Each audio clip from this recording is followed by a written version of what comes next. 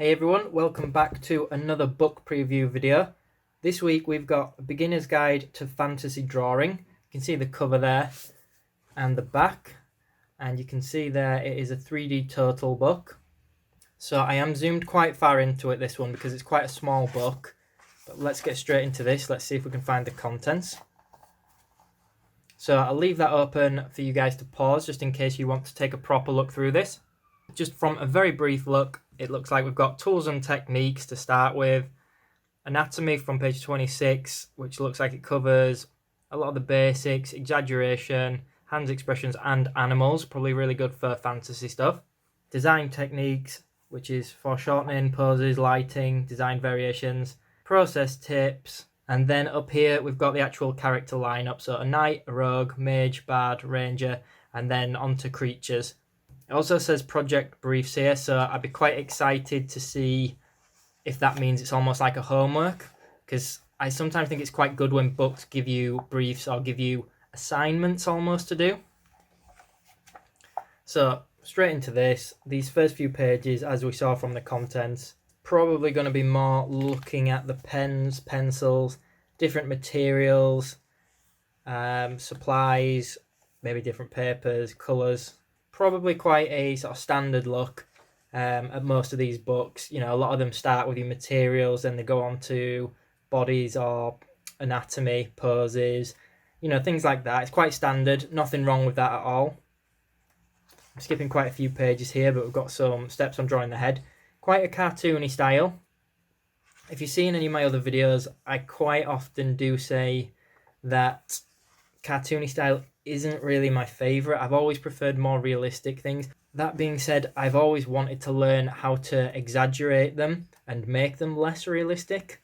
So I think it's important to learn realistic, but I actually have more trouble with cartoony type things and things that, to me, I sometimes think look a little bit more basic, but I think when it comes to me actually drawing them, I find that I'm not very good at them and they're harder than they look.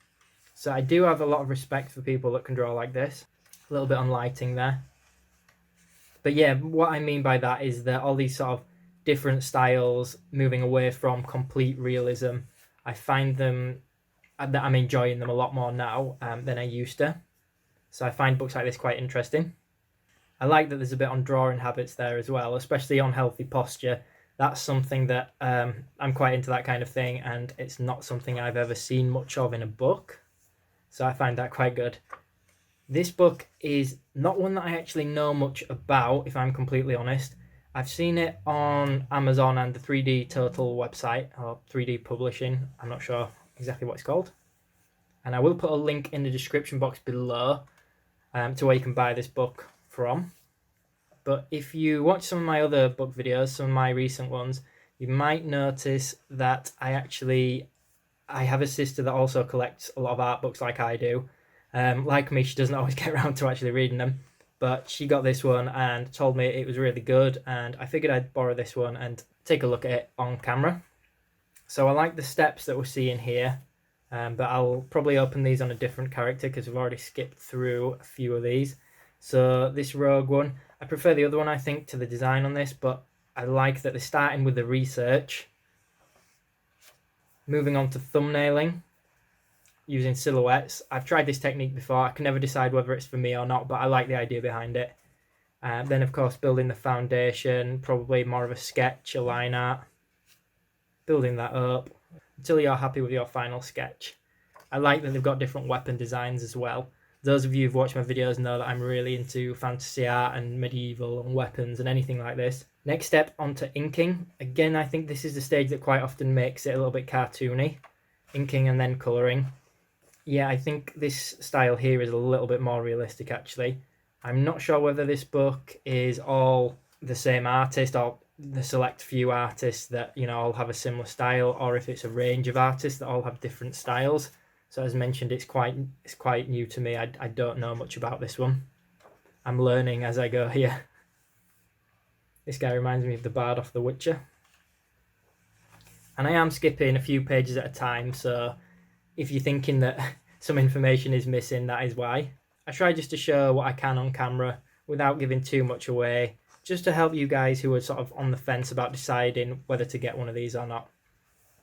So from the title, it obviously tells us that this one is a beginner's guide to fantasy art. For me, I don't class myself as a complete beginner, but I definitely wouldn't class myself as an advanced artist or anything. I don't know whether I would have bought this myself or not just from the title, but I do think that there is a lot of value even in beginner books. I think there's always things to learn. There's always things that you might already know that you've forgotten, or it's just good to have a recap. Aside from that, I quite often like buying fantasy art books like this, if nothing else, then because I find them quite inspirational. I find one of the hardest things for me is actually coming up with ideas, deciding what to draw, maybe even deciding how to progress my style. So I find a lot of work like this potentially quite motivating. The only thing I'm not a huge fan of in books like this is individual projects where they show you how to draw one specific pose. I don't mind that as long as it has a little bit more to it and gives you the tools to sort of create your own variation of that, let's call it. And I think from a quick glance at this, it does go into details about things like that, especially with it having the researching and the thumbnails and bits like that we mentioned earlier.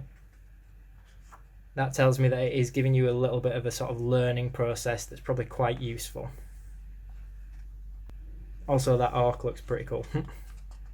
So, I previously just mentioned there about struggling maybe sometimes with coming up with my own ideas and things, and that books like this are sometimes quite useful. This one in particular, it says that if you need more ideas for drawing, this is the perfect place to begin. So I'm not going to read it all, but yeah, I think that's pretty good. Quite simple, but quite effective. If you're ever struggling with what to draw, that might just help. Might help give you some inspiration. And a little bit there, again, I was mentioning earlier about the artists that were involved in this. So I'm probably not familiar with all of them, but I'll leave that on screen there for a second for those of you who want to see that. And I think that's pretty much it. I have a video for this book and one of these as well, so definitely check out my book playlist for those of you who are interested in that. I've got quite a collection now, so I'll put links to those in the description box below. So I hope you enjoyed this video, found it useful. If you did, leave me a comment below, let me know what you think to the book. As always, make sure you hit that thumbs up button and be sure to subscribe for more content. Thanks for watching, everyone.